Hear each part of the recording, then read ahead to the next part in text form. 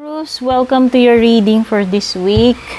Ayan, Taurus, maraming salamat sa iyong support sa aking YouTube channel or Facebook page. Sa mga abangers, laging nanonood, nakaka-appreciate ng mga readings natin. And sa mga nag-a-avail ng mga personal readings natin. So, personal readings naman, mag-PM lang kayo sa aking official Facebook page. Shoutout sa ating mga YouTube channel members. Meron tayong newest recruit, no? Salamat, Alejandra, Joanne Marie, Mildred, Juliet, and Mr. Randy. And of course, makakalimutan ko ba yung ating FB subscriber na si Jamila? Shoutout to all of you. Thank you so much for availing subscription and joining our membership. And ibigay ko muning lucky numbers mo, Taurus, bago tayo magkalimutan. O, handa mo ning panulat mo. Ang lucky numbers mo, 38. Pwede nyong i-post to, guys, kung nabibilisan kayo, no? I-post nyo na lang, itigil-tigil nyo na lang. 38, 20, 44, 55, 33, 16. Tapos ang lucky day mo ay Monday. Ayan, rewind nyo na lang kung may nalagpasan kayo doon. Let us look at your oracle energies, oracle messages para sa iyo, Taurus, this week. Unahin na natin tong oracle messages. Born Pumpkin, you have confidence. Ayan, mukhang carry bills mo itong week na ito. You have enough confidence to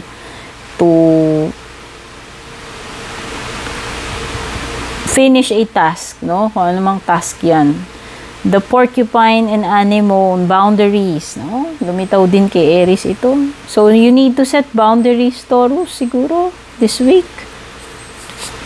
Sa mga toxic people or toxic situations, no? Ibig sabihin, limitasyon, boundaries, whether sa sarili mo man or regarding other people, no? Kumbaga, magsiset ka ng limitasyon itong week na ito, no? May kinalaman man yan sa toxicity or yung mga dapat mong limitahan sa sarili mo, siguro pwedeng yun.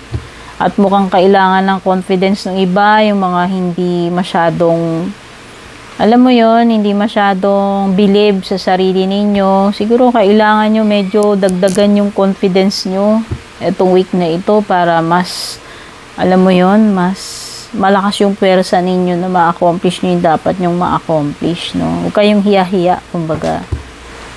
Okay? Maniwala kayo sa ano ninyo, sa abilidad ninyo or sa sarili ninyo. And you have patience, no? Parang si Aries din.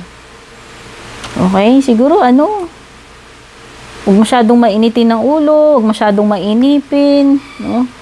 Patience ang kailangan mo this week to accomplish or to endure something. Kung ano man yan. Kasi, importante naman talaga na tayo ay, matyaga, no? Kumbaga, kung walang tiyaga, walang nilaga. O, tignan naman natin yung iyong love life, relationship ngayong week na ito, Taurus.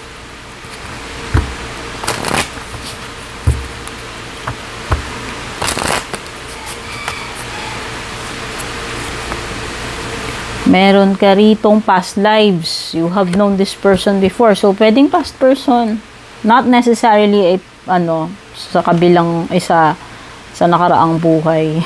Masyadong malalim eh. So, pwedeng past person mo. Someone from the past, naging jowa mo, naging kakonect mo, no? Okay? Basta itong person na to, nagkakilala na kayo noon. Okay? Pwedeng soulmate mo rin, no? Kasi may binabanggit dito, it's a soulmate from a past lifetime. Pwede.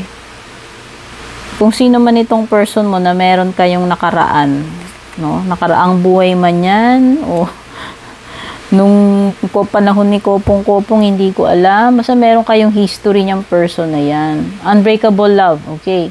So, pwedeng, hindi pa rin napuputol yung bond ninyo, yung soul connection mo with this person. Yan. This person has a genuine love for you. You can overcome any issues that may arise.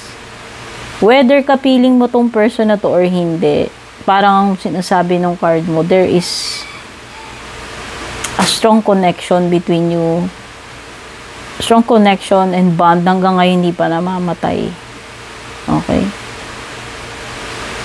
Past person or past life person mo to. Okay? So, may nagmamanifest na ganyan. So, may tendency, magkatagpo man kayo nito hindi, is parang meron kayong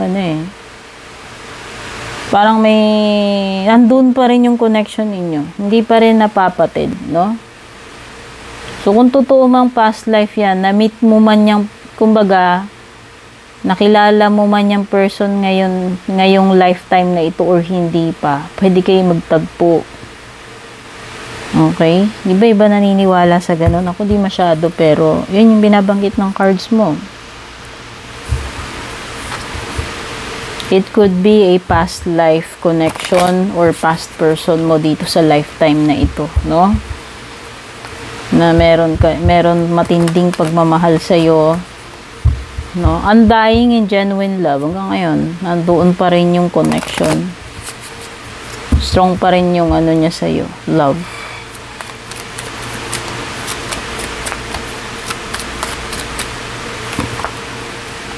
You have the Four of Wands. So, there may be a celebration around the corner, paparating. No? Pwedeng may kasalan, binyag, reunion, basta anything na merong seremonya or ipagse-celebrate or pagsasama-sama ng mga families, friends. No? Kaya nga nabanggit ko, pwedeng family reunion, class reunion, pagiging kompleto ng pamilya, kasi parang meron kayong ipinagdiriwang, hindi ko alam kung ano yan. Anniversary, birthday, kasal, binyag. Okay ba sa inyo dito, parang feeling ninyo na wasted yung inyong efforts? Parang feeling ninyo nagsasayang kayo ng pagod at oras para sa wala? No? Parang feeling niyo walang saysay itong mga pagpapagod, sakripisyo, pag-i-invest ng oras, energy, emotion ninyo, no? Hindi ko alam kung parang nawawalan na ba kayo ng gana rito o nalulungkot lang kayo kasi parang hindi naman, alam mo yun, parang hindi naman nabibigyan ng hustisya yung ginagawa mo or hindi man lang nabibigyan ng reward or appreciation man lang. Diba parang nakapanghina yung ganun. Diba? Dinidedicate mo yung sarili mo doon, pinaglalaanan mo, oras, emotion, pagmamahal, pagod. Pero, pag halimbawa, parang nawawala ng saysay, parang nakapanghina or nakatamad na tuloy gawin, diba? Wow! So, nakikita ko you are about to embark on something with the Fool here, no? So, there is a vast horizon out there for you to explore, Taurus. So, nakikita ko, there are other possibilities out there na ikaw ay pwedeng maging successful, na pwede mong i-explore. No? Parang ready ka na dito, lumarga papunta doon. Ayan, no? Parang may bagong adventure or exploration or parang gusto mong mag-expand, no? Yun napi-feel ko rito. May mga new discoveries siguro, no, experiences or opportunities na paparating sa iyo diyan. And tignan na natin yung mga paparating sa inyo, Taurus.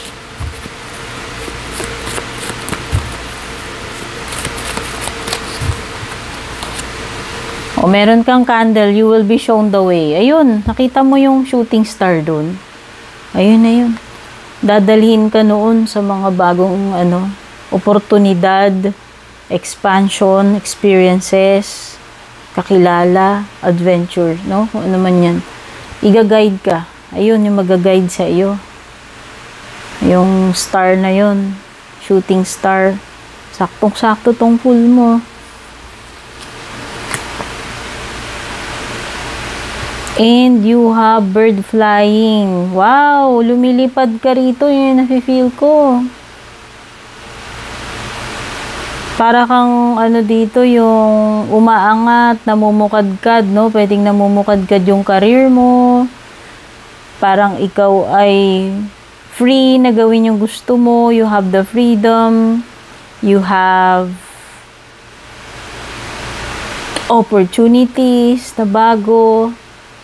Literal na ano, na namamayag pag lumilipad. No? So ngayon, marami kang pwedeng marating. No? Maaaring may success, no? Growth, at merong news na paparating sa'yo. Sana good news yan, no? Magandang impormasyon sana at or balita. Ganda ng cards mo. Both.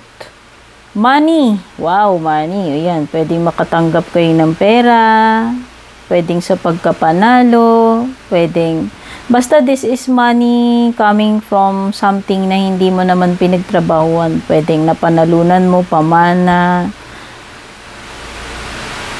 Ewan ko. Inheritance, winning, or windfall no? Ayan.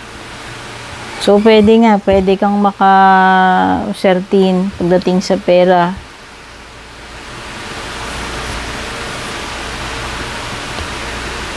Okay, so ito yung mga nakuha kong energies dito sa iyong reading for this week, Taurus. Don't forget to subscribe. Paki-turn on mo na yung bell, yung bell icon dyan para updated ka pa. Like and follow na rin yung ating FB.